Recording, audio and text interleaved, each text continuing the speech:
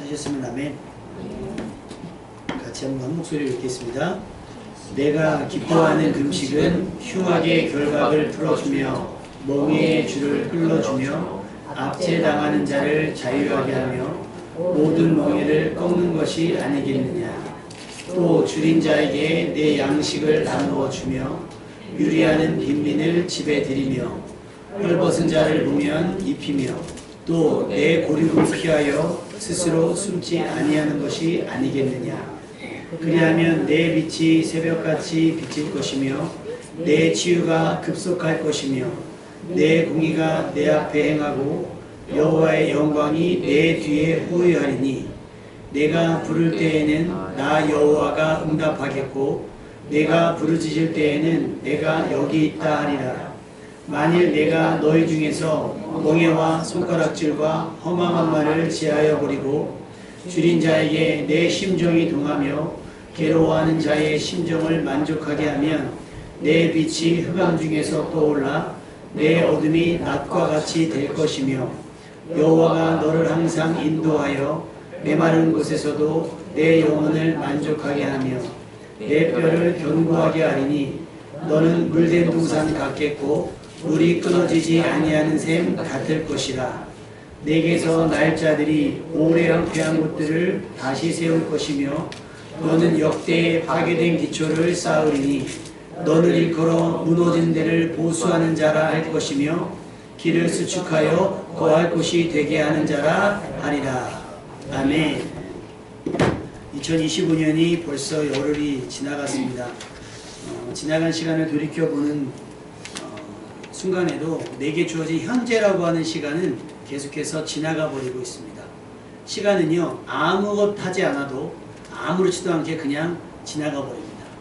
그런데 시간은 정작 아쉬움이나 후회가 남지 않아요. 누구에게만?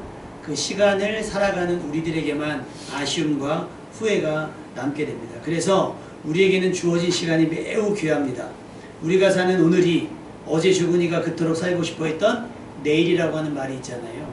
그래서 우리가 잔치집보다는 소상집에 가는 것이 지혜로운 자라고 말하는 것이 삶을 돌이킬 수가 있거든요. 축제는 축제의 장에 가고 파티에 가고 막 하면 그냥 그 흥겨움에 그 시간이 허비가 되지만 장례식장에 가면 생각하게 되잖아요. 저 인생은 어떻게 살았을까 하는 것들에 대한. 그래서 여러분이 주어진 오늘을 살아갈 때 어떻게 살아야 하는가, 우리는 무엇을 해야 하는가가 오늘 말씀의 주제입니다. 여러분, 할 수 있다면 시간을 연장시키고 싶어요? 아니면 계속 시간을 빨리빨리 보내고 싶어요? 시간이 빨리 흘렀으면 좋겠다고 하는 거는 우리 청소년들밖에 없을 거예요. 어느 정도 나이가 되면, 저도 이제 50이 딱 되고 나니까 시간의 속도가 2배는 되는 것 같아요. 점점 빠르고. 그래서 제가 안 사람 드리고요. 야, 내가 내 부모님하고 사는 날보다 자기랑 산 날이 더 많고 벌써 우리가 20년을 살았네라는 말을 하거든요. 중요한 것은 어떻게 살았는가, 후회하고 아쉬워한다고 해서 세상은 바뀌지 않고요. 내 미래가 바뀌지 않아요. 중요한 건 현재, 지금 우리가 무엇을 해야 할 것인가. 그래서 우리가 새해가 되면 항상 새로운 계획과 다짐을 하잖아요. 그래서 어떤 다짐, 어떤 계획을 세워야 할 것인가. 우리는 무엇을 어떻게 할 것인가에 대한 숙제를 오늘 여러분에게 내드리려고 합니다. 우리는 천국이 그렇게 좋다고 하는데 이 땅에 미련을 두고 살아가죠. 지금 당장 천국 가고 싶으신 분, 뭔가 아쉽죠. 가고는 싶은데 사실 좀 아쉬워요. 뭔가 아쉬워요. 이 땅의 삶은 살아봤지만 천국은 아직 경험해보지 못하기 때문에, 또한 하나님께서 아직 우리를 땅에 두셨기 때문에 해야 할 일이 있다고 믿습니다. 그래서 아직 남아있다고 믿기 때문에 너무 이렇게 성급하지 않으셔도 됩니다. 여러분 생애를 향한 하나님의 계획을 알고 계십니까? 너무 거창한 것 말고 올해 하나님께서 우리에게 기대하시는 것은 무엇일까? 우리는 말씀과 기도를 통해서 그 하나님의 계획을 발견하고 깨닫는 것이 매우 중요합니다. 그래야 주어진 시간을 허비하지 않게 될 겁니다. 여러분은 2025년에 여러분 자신을 위해 얼마만큼 기도하셨습니까? 또 하나님의 말씀의 뜻을 분별하기 위해서 얼마만큼의 시간을 말씀 읽기와 기도 시간에 할애하고 계십니까? 막 계획 세우잖아요. 학생들 막 국어는 몇 시간, 영어는 몇 시간 막 하고, 어른들도 막 근무하는 건 얼마, 그 다음에 끝나고 남은 시간 뭐 운동, 내지 뭐 산책 하면서 취미 활동도 막 하면서 시간을 막 이렇게 할애해 놓는단 말이에요. 그 할애한 시간 가운데 여러분이 반드시 해야 될 먹고 사는 일을 해야 되는 일을 빼라는 얘기가 아니라 그 일과 더불어서 기왕이면 그 일보다 우선적으로 빼어놓은 시간이 있습니까? 일단 주일은 빼놓으셔야 될 거고요. 그 다음에 하루 가운데 여러분이 성경을 읽고 기도할 시간들이 충분히 확보되어 있느냐는 얘기예요. 그 시간도 확보해 놓지 않고 내 삶이 변하길 원한다? 내가 공부하지 않으면서 내 성적이 오르길 원하고 내가 운동하지 않으면서 살 빠지길 원한다는 건 거짓말이잖아요. 난 아무것도 안 하면서 하나님이 나를 기뻐하시길 원한다는 것도 말이 안 되는 거예요. 여러분의 삶 가운데 주어진 매일매일 시간 가운데 어떻게 하면 하나님이 나를 기뻐하실까라는 고민 할 시간들을 할애해 놓고 그 시간을 경건하게 진지하게 집중적으로 보낼 수 있는 여러분 되시기를 주님의 이름으로 축원합니다. 그래서 오늘 이사야서 58장의 말씀에는 금식에 대해 나와요. 그러면서 첫 번째 뭐라고 얘기를 해요? 내가 기뻐하는 금식은 이라고 합니다. 내가 기뻐하는 금식은. 그럼 그 앞부분은 무슨 얘기일까요? 그 앞부분은 58장 1절에 보니까 사람들이 막 하나님을 찾고 나 알기를 즐거워하고 자신들은 마치 공의를 행하고 하나님의 규례를 저버리지 않고 다 지키는 것 같이 서로 의로운 판단을 막 하고 하나님 가까이를 즐거워해 하는데 그리고 심지어 자신들은 우리가 금식하되 주께서 왜 우리를 보지 않습니까? 라고 질문을 해요. 우리가 금식하면서까지 하나님 앞에 나오는데 왜 하나님 우리를 모른 척합니까? 우리가 마음을 괴롭게 하되 어찌하여 주께서 알아보지 않습니까? 그렇게 하면서 막 이야기를 하는데 하나님께서 그러는 거예요. 니네 금식하면서 오락을 구하며 온갖 일을 시킨다 아랫사람들한테. 그게 무슨 금식이겠느냐. 너희가 금식하면서 논쟁하며 다투며 악한 주먹으로 막 서로 친다. 너희가 오늘 금식하는 게 도대체 뭐냐? 너희 목소리를 나에게 상달하려고 하는 것이냐? 라고 반문을 하시면서 오늘 8절 말씀을 하신 거예요. 6절 말씀에 내가 기뻐하는 금식은 이런 것이다. 6절 말씀 읽어볼까요? 시작. 내가 기뻐하는 금식은 흉악의 결박을 풀어주며 멍에의 줄을 끌어주며 압제당하는 자를 자유하게 하며 모든 멍에를 꺾는 것이 아니니라. 여러분 금식이라고 하는 것은 기독교에서는 신앙의 경지라고까지 말하기 어렵지만 가장 자신을 절제하고 하나님 앞에 집중하는 시간을 금식이라고 얘기를 해요. 그런데 이스라엘 사람들은 그 금식이라고 하는 수단을 자신들의 의를 드러내고 자신들이 마치 굉장한 신앙인인 것처럼 그리스도인인 것처럼 나타내는 도구로 사용을 했다는 거예요. 쇼맨십이죠. 쇼맨십. 그래서 우리 대학원 다닐 때 그런 논쟁이 있어요. 어느 동기 형님께서 이야기하기를 자기가 아는데 40일 금식 기도를 2번 하신 분이 있다는 거예요. 그분이 막 성경 말씀을 막 외운다는 거예요. 그래서 정말 대단하지 않냐 막 얘기를 합니다. 40일 금식한 거에 대해서. 왜 40일을 물만 먹고 기도하고 말씀만 보는 거거든요. 쉬운 일이겠어요? 어려운 일이겠어요? 근데 그분은 자기 스스로 그것을 자랑하거나 하지 않아요. 나 이만큼 했어. 나 40일 금식기도 2번 한 사람이야 라고 과시하지 않아요. 왜? 여러분 신앙 고백은요. 다른 사람들 앞에 과시하고 자랑하라고 하는 게 아니에요. 마찬가지. 학벌도 마찬가지고요. 재산도 마찬가지인 거예요.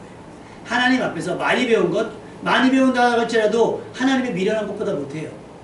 많이 가졌다 할지라도 하나님이 적게 가진 것보다 적습니다. 자랑할 것이 아무것도 없어요. 근데 이들은 뭐라 그래요? 우리가 금식하면서까지 하나님 앞에 나아가는데 왜 하나님은 우리를 돌아봐주지 않습니까? 이유는 뭐겠어요? 바로 6절 말씀, 7절 말씀, 8절 말씀에 기록되어 있어요. 내가 기뻐하는 금식은 네가 밥 굶으면서 뭔가 하려고 하는 그런 것이 아니라 누군가에 드러내기 위한 그런 것이 아니라 흉악의 결박을 풀어주며 멍에의 줄을 끌어주며 압제당하는 자를 자유하게 하며 모든 멍에를 꺾는 것이 아니겠느냐라고 하는 거예요. 그럼 반대는 뭐냐면 니네가 금식하면서 뭐 하겠다는 거예요? 흉악의 결박을 꽁꽁 묶고 멍에를 끌어서 끌어당기고 압제를 하고 멍에를 막 짊어지게 하는 건 아니게 짊어지고 있다라고 얘기를 하는 거예요. 여러분 그리스도인의 삶이 그래서 굉장히 어렵습니다. 우리가 기도하며 말씀을 듣고 예배를 드리지만 자기 이익에 대한 양보가 없고 자기 기분에 따른 표현은 오히려 신앙 고백이 부작용이 날 수가 있어요. 하나님은 따라서 해보실까요? 하나님은 주일 예배에 속지 않으십니다. 그러니까 주일 예배 때만 딱 나와가지고 막 이렇게 예배 드린다고 해서 하나님이 믿음 좋다라고 하지 않으신다는 거예요. 학생이 교복 입고 가방 메고 학교 간다고 해서 학생이라고 얘기하지 않잖아요. 학생의 본분은 뭐예요? 학교에 가서 공부라는 것, 선생님 말씀을 잘 듣는 것, 또 자녀답게 부모님 말씀을 잘 듣는 걸 우리가 학생답다고 얘기하는 것처럼 하나님은 그저 교회 와서 1시간 예배 드리는 것으로 여러분의 나머지 시간들을 평가하지 않으신다는 거예요. 다시 말하면 여러분의 지난 6일 동안의 치열한 삶을 보시고 이 예배를 받을지 말지를 결정하신다는 거예요. 그러니까 주일날 아침에 긴급하게 막 저기 해가지고 와서 여기서 앉아 있다 할지라도 지난 6일의 삶이 만약에 흉하게 멍해에 압제당하는 자에 대해서 우리가 소홀하고 그들을 외면하고 그들을 오히려 더 강하게 뭔가에 주문했다면 우리의 예배는 하나님이 기뻐하신 예배가 될 수 없다는 뜻과 같아요. 그러니 여러분의 6일이 어떠해야 되겠습니까? 앞으로 지난 6일은 그렇게 살았다 할지라도 돌아오는 6일은 어떻게 살아야 되겠어요? 믿음대로 행하시고요. 그 믿음대로 행한다는 말은 뭐겠습니까? 야고보 기자는 이렇게 얘기해요. 야고보서 2장 14절에 만일 믿음이 있노라 하고 행함이 없으면 무슨 유익이 있으리요? 그 믿음이 능히 자기를 구원하겠느냐? 야고보가 얘기하는 건 구원받은 믿음, 구원받을 만한 믿음에 대해서 얘기를 하는데 뭐라고 얘기합니까?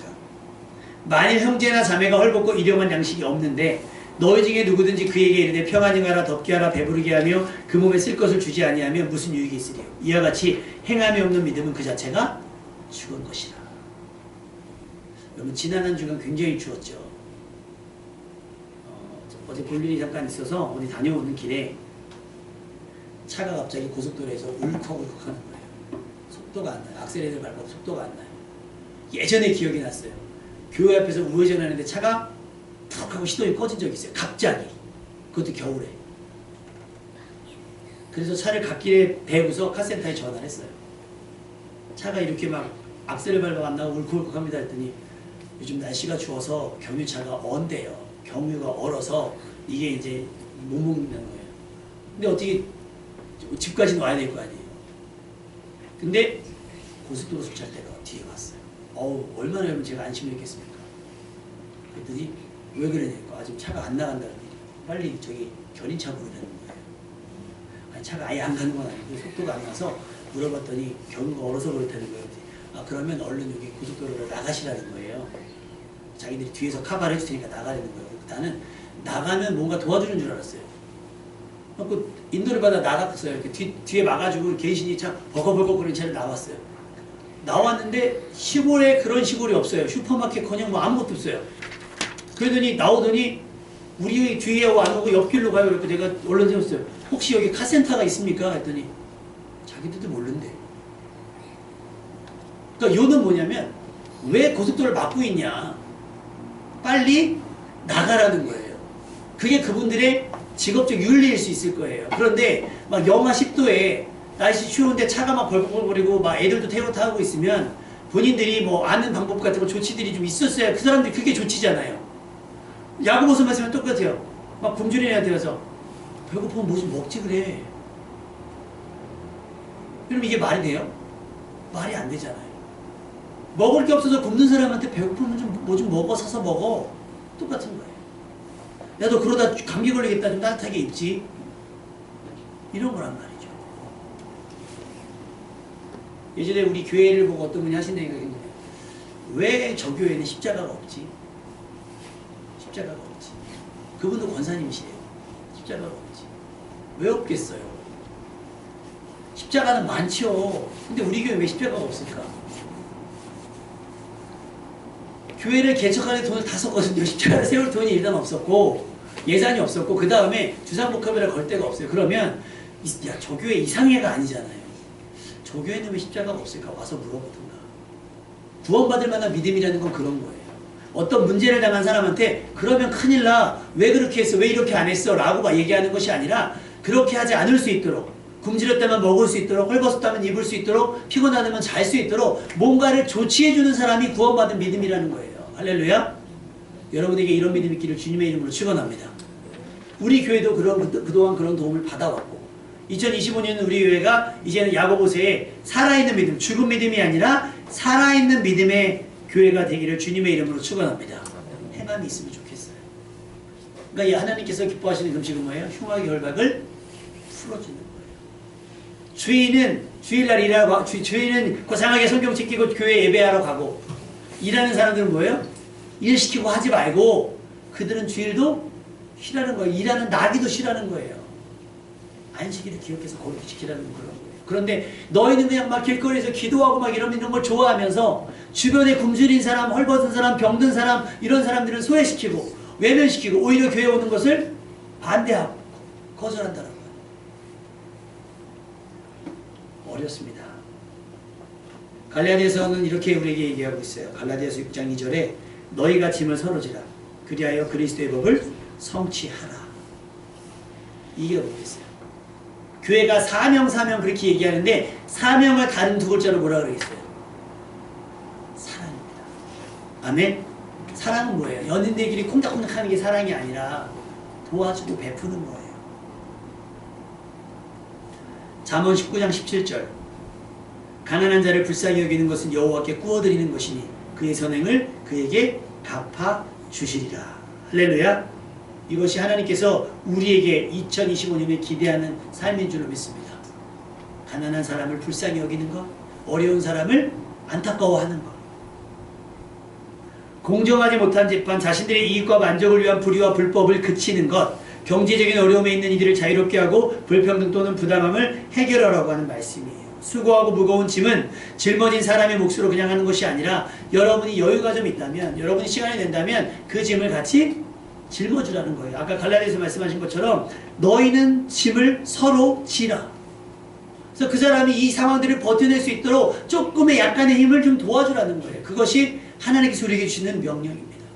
기뻐하시는 금식과도 같은 삶이에요. 그것이 왜 기도와 같은가? 그런 선행이 왜 기도의 행위는 아니잖아요. 우리 기도는 뭐예요? 두 손 딱 모으고 눈 감고 이렇게 교회 와서 하는 것을 기도라고 하는데 그렇게 얘기하지 않으세요. 7절 말씀 같이 읽어볼까요? 7절 말씀 시작. 또 주인 자에게 내 양식을 나눠주며 의리하는 빈민을 집에 들이며 헐벗은 자를 보면 이기며 또 내 골목을 피하여 스스로 숨지 아니하는 것이 아니겠느냐. 6절 10절에 보면 우리가 해야 될 일들이 이렇게 적혀져 있잖아요. 그것이 그리스도인들에서 구원받은 사람으로서의 마땅한 행위라고 하는 거죠. 여기서 보면 주인 자에게 양식을 주고 그러니까 금식이라고 하는 것이 음식을 안 먹는 거라 그랬잖아요. 그래서 어느 교회는 고난주간 같은 때 한 끼 금식을 해요. 아니면 하루 금식을 해서 그거를 예를 들면 뭐 한 끼당 8,000원씩 잡으면 그걸 헌금을 하는 거예요. 8,000원씩 5일 하면 4만원. 그래서 그걸 모아서 구제헌금으로 하기도 해요. 의미가 있다고 저는 생각을 합니다. 우린 배부르면서 누군가의 굶주림을 밖에서 물 밖에서 안타까워만 하는 것이 아니라 실제로 그들에게 양식을 나누어 주고 유리하는 빈민을 집에 들이며 그래서 제가 우리 아이들한테도 그런 얘기 해봤거든요. 우리가 필리핀 아이들한테 이제 올해 1월부터 2명에게 공부할 수 있는 기회를 주었잖아요. 그래서 우리 교회가 조금 더 형편이 나아지면 그 아이들을 우리가 비행기 값을 보내서 초청을 해서 우리 집에 혹은 집사님네 집에 누구네 집에 허락되는 집이 있다면 홈스테이처럼 해주고 에버랜드도 한번 데리고 갔다가 민속촌도 데리고 갔다가 그렇게 해서 뭐랄까 소망을 줄 수 있는 삶 그것이 우리 교회가 할 수 있는 하나님을 기쁘시게 하는 금식과 같은 일이 아닐까라는 생각을 합니다. 100마디 말로 그들을 위해 기도하는 것도 굉장히 중요한데 기회가 됐을 때 우리에게 그들에게 공부할 기회를 주고 그들을 초청해서 한국이라는 나라를 경험할 수 있는 기회를 주는 것은 기도 못지않은 하나님의 응답을 재촉하는 일이라는 거죠. 그래서 우리 8절 말씀 볼까요? 8절 9절 말씀 읽어보겠습니다. 시작. 그리하면 내 빛이 새벽같이 비칠 것이며 내 치유가 구속할 것이며 내 공의가 내 앞에 행하고 여호와의 영광이 내 뒤에 흥하리니 내가 부를 때에는 나 여호와가 응답하고 내가 부르실 때에는 내가 여기 있다 하리라. 만일 내가 너희 중에서 멍에와 손가락질과 엉망한 말을 제하여 자 보세요. 9절 말씀에 내가 부를 때 나 여호와가 응답하겠고 내가 부르실 때 내가 여기 있다 하리라 할 때 전제가 있었잖아요. 돕고 도우면 그리고 도우면서 네가 기도하면 내가 응답하겠다는 거예요. 근데 돕지 않으면 하나님께서 응답하시겠냐는 얘기입니다. 그러니까 왜 우리의 기도가 응답이 더딜까? 바로 이런 거예요. 행하면 됩니다. 선을 알고도 행치 않는 것은 죄라고 성경이 우리에게 분명히 이야기하고 있는 겁니다. 그러면서 10절 말씀에도 계속 이어서 보면 너희 중에서 멍에와 손가락질과 험악한 말을 제하여버린 다음에 줄인 자에게 내 심정이 동하고 괴로워하는 자의 심정을 만족하게 하면 내 빛이 흑암 중에서 떠올라 내 어둠이 낮과 같이 될 것이며 여러분 백야라고 하는 현상이 무슨 현상인지 아세요? 백야? 요즘에 그 핀란드 연예인들이 가서 핀란드 어느 지역에 놀고 있는데 거기가 지금 백야예요. 밤 9시인데 해가 안 져요. 그러니까 해가 지지 않는 걸 백야라고 얘기하는데 오늘 말씀을 보면 뭐라고 이렇게 있어요? 10절 말씀에 내 빛이 흑암 중에서 떠올라 내 어둠이 낮과 같이 될 것이며 라는 거예요. 여러분의 믿음의 행위가 하나님께서 기뻐하시는 그 일들로 인해서 하나님께서 여러분의 삶을 어둠을 이기는 빛이 되게 하실 줄로 믿습니다. 백야의 현상처럼 하나님께서 여러분을 빛되게 하는 삶을 살아야 될 줄로 믿습니다. 그 다음에 11절 말씀 읽어볼게요. 11절 말씀 시작. 여호와가 너를 항상 인도하여 목마른 곳에서도 내 영혼을 만족하게 하며 내 뼈를 견고하게 하리니 너는 물된 동산 같겠고 물이 끊어지지 아니하는 샘 같을 것이다. 여러분 얼마나 좋아요. 하나님께서 우리를 항상 인도하신다잖아요. 요셉이 어디를 가든지 하나님께서 그와 함께 하셨던 것처럼. 그 함께 하셨던 증거가 뭐예요? 형통하게 하셨어요. 그 형통이라고 하는 게 감옥에 있는데 감옥을 탈출시키고 가난에 있는데 가난에 벗어난 것이 아니라 그 안에서 구워주신 삶 가운데 평안하고 안전하게 하셨다는 거예요. 그리고 그것을 기반으로 해서 요셉을 어느 자리로? 총리의 자리로 옮겨가신 거예요. 그 과정 속에 하나님이 함께 하셨다고 하는 건데 2025년 하나님께서 여러분과 함께 하시길 원하신다면 우리가 어떻게 해요? 선한 일을 해요. 돕고 긍휼히 여기는 마음, 불쌍히 여기는 마음으로 내 것을 조금 아끼고 내가 100만 원을 쓸 수 있으면 그래서 우리가 11조 개념이 그렇거든요. 100만 원을 가졌으면 내가 쓸 것이 있지만 하나님께 드릴 것 그 다음에 마치 하나님을 드리는 것처럼 지극히 작은 소외된 자들을 챙기는 것까지 포함이 되어져 있는 거예요. 그래서 그런 삶이 기도만큼 응답이 빠른 거예요. 우리가 말로 했던 기도가 일반이라고 한다면 선한 행실의 삶은 우리 우체국 가면 내일 도착하게 하는 거잖아요. 이길 특급이라고. 여러분의 기도가 긴급하게 응답할 일이 있다면 기도하면서 사시면서 여러분 마음에 주시는 감동대로 혹은 마음에 주시는 부담대로 선한 일을 행할 수 있는 여러분 되시기를 주님의 이름으로 축원합니다. 그러면 하나님께서 여러분을 항상 인도해 주시고요. 메마른 곳에서 어떻게 만족이 되겠어요? 광야에서 어떻게 만족하겠습니까? 근데 하나님은 하실 수 있습니다. 아멘. 여러분의 처지와 상황 속에서 불만족했던 것들이 만족되어지는 은혜가 나타날 거고요. 뼈를 견고하게 하리니 너는 물된 동산 같겠고 물이 끊어지지 아니하는 샘 같을 것이라. 할렐루야. 이 은혜가 있었으면 좋겠고 아까 8절 말씀에 치유가 급속할 것이며 라고 했어요. 여러분의 몸이 회복되어지는 것 그것도 어떻게 해요? 선한 일을 행하면서 기도해 보십시오. 내가 사는 것이 건강하게 사는 것이 하나님께 유익일 거예요. 그런 삶을 살았으면 좋겠습니다. 그래서 우리 교회 이름처럼 물된 동산같이 물이 끊어지지 않은 삶이 돼서 우리를 통해서 무너졌던 땅이 회복되어지고 무너진 데를 황폐했던 곳들이 다시 세워지는 놀라운 은혜가 있었으면 좋겠어요. 역대의 파괴된 기초를 하나님께서 우리를 통해서 또 우리 자손을 통해서 기초를 세우고 무너진 데를 보수한다라고 말씀하십니다.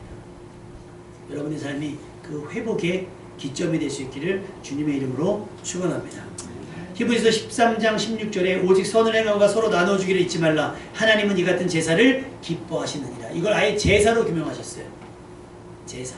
그러니까 예배만 익숙한 그리스도인들은 죽은 믿음인 거예요. 아직 죽은 건 아니지만 죽어가는 믿음인 거예요. 행함, 그 행함이 뭐예요? 선을 행하는 것. 구제하고 돕는 것입니다. 이것이 삶으로 드리는 예배고요. 하나님께 드려지는 거룩한 산제물 된 그리스도인들의 진짜 믿음 있는 삶인 거예요. 예수님을 만났지만 가진 것이 많아서 그것을 포기할 수 없어서 부르심을 등지고 돌아갔던 부자 청년이 있는 것처럼 율법을 다 지켰지만 결국 마지막에 내 것을 포기하지 않은 자는 부르심의 자리에 설 수가 없어요.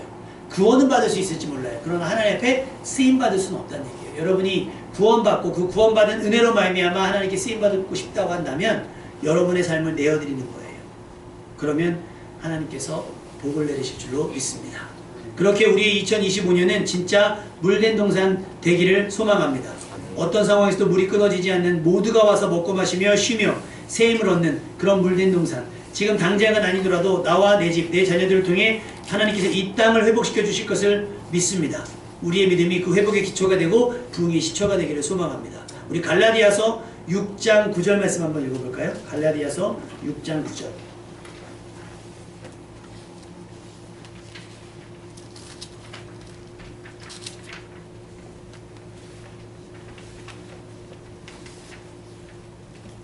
갈라디아서 6장 9절 같이 읽겠습니다.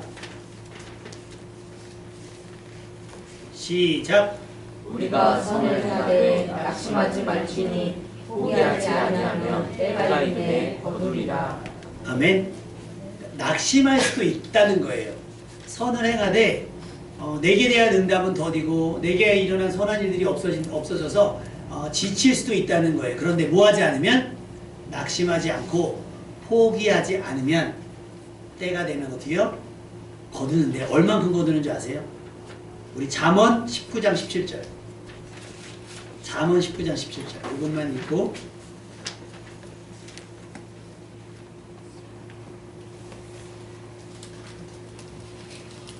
잠언 19장 17절. 이거는 밑줄을 쫙 그어놔도 참 좋아요. 자, 같이 읽겠습니다. 시작. 가난한 자를 불쌍히 여기는 것은 여호와께 구워드리는 것이니 그의 선행을 그에게 갚아주시리라. 여러분, 이게 표현이 너무 좋지 않아요? 야, 어차피 내 거니까 네 거 내놔가 아니라, 야, 너 저 가난한 자를 좀 불쌍히 여겨봐. 그러면 내가 너한테 빌리는 걸로 할게. 빌린다는 건 뭐예요? 갚으시겠다는 얘기예요. 그럼 얼만큼으로 갚으시겠어요? 네, 하나님께서 그렇게 포기하지 않고 하시면. 그래서 친한 목사님하고 막 얘기하면 그 목사님은 맨날 그래요. 아, 이 기사는 집 있어서 좋겠네. 아파트에 살아서 좋겠네. 그래서 요즘 유행하는 노래 있잖아요. 아, 아파트, 아파트. 맨날 그래요. 아파트.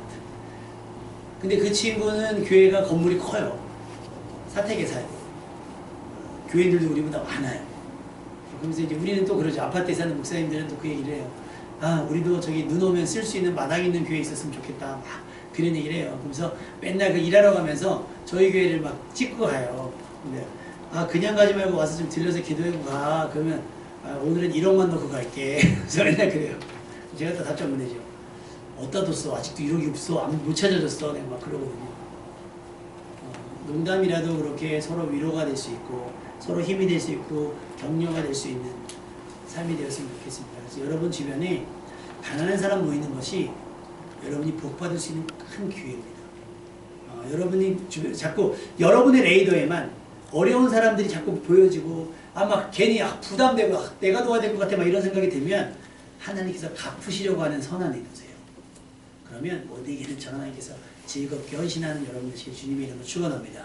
그래서 우리가 필리핀에 작년에 송아지 헌금으로 모았던 걸 2명에게 보냈잖아요. 그래서 올해도 계속 하는 거예요. 올해 송아지가 아니라 장학 헌금으로 여러분이 헌금을 해주시면 2026년에는 몇 명이 될지 모르겠어요. 그런데 여러분이 이렇게 모아서 드린 것들은 하나님께서 다 갚아주실 줄로 믿습니다. 낙심하지 말고 포기하지 말고 선을 행하시다 보면 하나님께서 기뻐하시는 예배, 기뻐하시는 기도, 기뻐하시는 순종, 기뻐하시는 충성, 기뻐하시는 선행이 될 줄로 믿습니다.